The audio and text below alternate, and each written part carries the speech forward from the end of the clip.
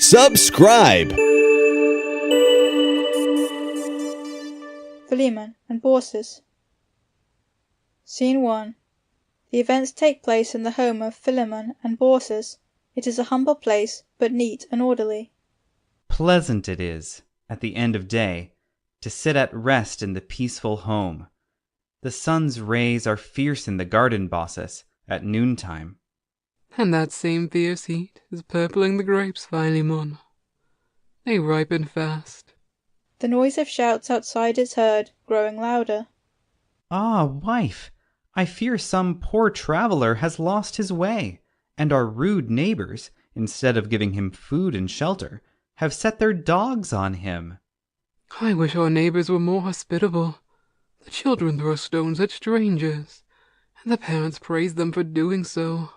Those children will be heartless, unkind men and women by and by.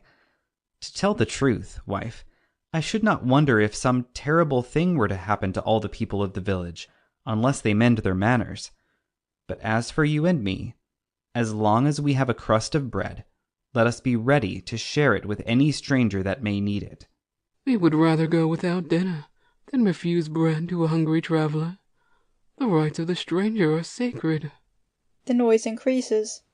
Listen to the dogs. I never heard them so loud before.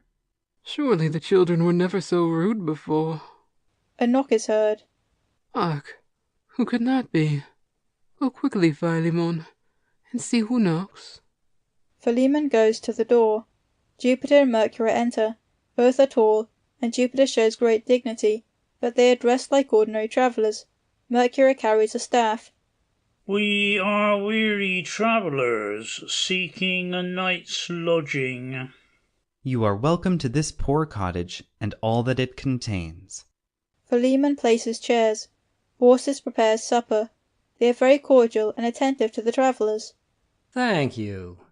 This is a kinder greeting than the one we received in yonder village. Pray, why do you live in such a bad neighbourhood?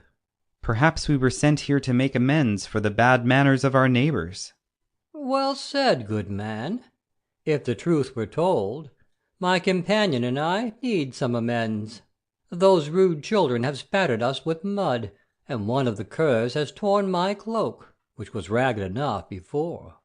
Jupiter speaks always in a deep, solemn tone.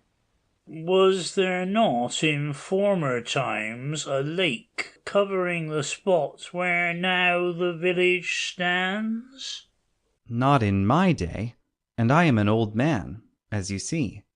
There were always the fields and meadows just as they are now, and the old trees, and the little stream murmuring through the valley. Neither my father nor his father ever saw it otherwise, so far as I know, and doubtless it will still be the same when we are forgotten. That is more than can be safely foretold.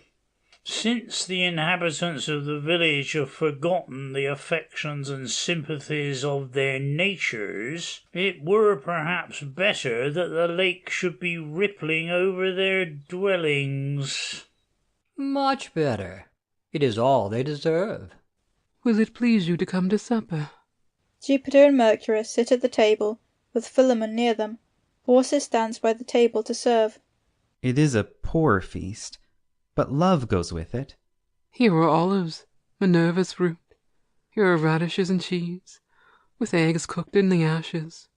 Philemon, pour the milk into the cups, while I bring the stew, smoking hot. Have you always lived in this place? In all my life, I have never been a score of miles from this spot.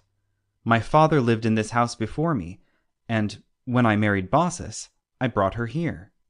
Have you lived happily through these many years? Baucis, the stranger asks if we have lived happily together. The stranger has travelled far and wide, and he knows that the humblest home is happy if love dwells there. That is a true saying. Fill my cup with milk once more, Philemon, and then tell me how your days have passed. Philemon fills both cups. We have earned our bread by honest labor, wise stranger, and have been too busy and too happy to quarrel. our garden feeds us, and with the fine butter and cheese which Baucis makes, we have all that we need, and more. Baucis, bring purple grapes for our guests, and honey. Your fare is good, and contentment, your daily sauce, makes it sweeter. You must know that to thirsty travellers your cool milk is especially welcome. He holds his cup to Philemon, who fills it. Alas, I took half of today's milk for the cheese. Had I known the travellers were coming, we would have gone hungry, that their supper might be complete. Your welcome seems all the more gracious after the rude greetings we received from your neighbours who dwell by the shore. Jupiter holds his cup to Philemon, who drains the pitcher of its last drop. We should think it shame to refuse shelter and food to the wayfarer. What we have, we gladly share with those who need it. And what, Philemon, is your dearest wish? What do you pray the gods for chiefly? That is easily answered. Because Baucis and I love each other so much, we pray night and day that, when death comes, it shall not separate us, but that we may die as we have lived, together. You are a good man, and you have a good wife to be your helpmeet. You deserve that your wish should be granted. More of the grapes, Philemon, and fill my cup once more. Alas, the pitcher is empty. I drained the last drop before. Yet it can do no harm to lift the pitcher once more. Perhaps you mistook. Philemon, pouring. Truly, I was wrong. A little more milk remains. I give you the last, and wish it were more. We give our poor best most willingly. I wish our neighbours could know the blessing of entertaining strangers. Well, you may say so. I know not how it is, but since these travellers entered our cottage, my heart has been strangely light. I feel the same. A new happiness has come to bless us. It is just that the good should be rewarded, and that the wicked should be punished. Fill the cup but once more, Philemon, to crown our repast. I crave your mercy, kind stranger, but not a drop remains. Hand me the pitcher. Drink to the hospitality of good Philemon and Baucis, and to their happiness. As he says these words, Jupiter rises and pours 2 full cups of milk. Jupiter and Mercury drink. Philemon and Baucis exchange looks of amazement. Jupiter fills again, and they drink the second time. Baucis plucks Philemon by the sleeve. Philemon and Baucis speak together in a low tone apart from the others. Whence came the milk he poured? I tell you the pitcher was empty. I know that right well, for I emptied it myself. It is no mortal that fills brimming cups from empty pitchers. Did you not feel something high and strange about the travellers? As soon as they entered, the tall one has an eye like an eagle's, yet he is so kind that no one can feel afraid. And the other has such a merry look that he makes one forget all care. They must be Jupiter and Mercury. What should we do? Why, we can but throw ourselves on their mercy. Speak to them, Philemon. Philemon and Baucis kneel before Jupiter and Mercury. O celestial powers that deign to stoop from bright Olympus to visit happy mortals, forgive, we beseech, our poor entertainment, unworthy of such guests. Baucis and Philemon remain kneeling with bowed heads. Who gives the gods their best have naught to fear. Plenty shall crown your descending days. This humble cot in which gods have rested shall be changed to a marble temple. Here shall you dwell, priest and priestess of the temple. As in life you have been united, so death shall not divide you.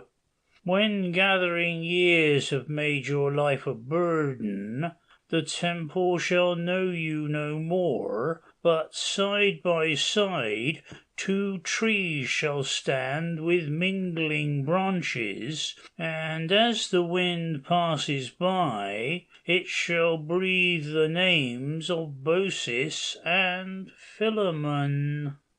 Our lips cannot speak the gratitude that is in our hearts. Mercury, looking down the valley. Come and see the beautiful lake that spreads through the valley. All go and look out. Philemon and Baucis show great amazement. Look! What has become of our neighbors and their homes?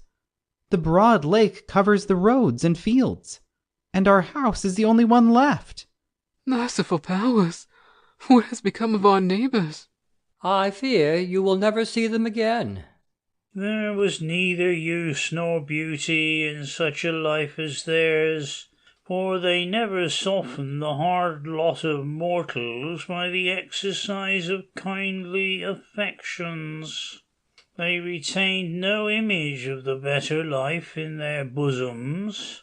Therefore the lake that was of old has spread itself forth again to reflect the sky. As for you, good Philemon and kind Baucis, you mingled such true hospitality with your entertainment that the milk became an inexhaustible fount, and the brown loaf and honey were ambrosia.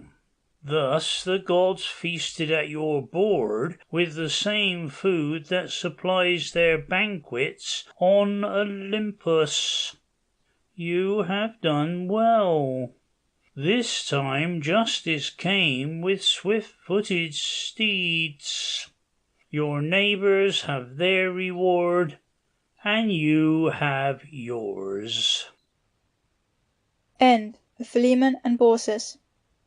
Subscribe for more content.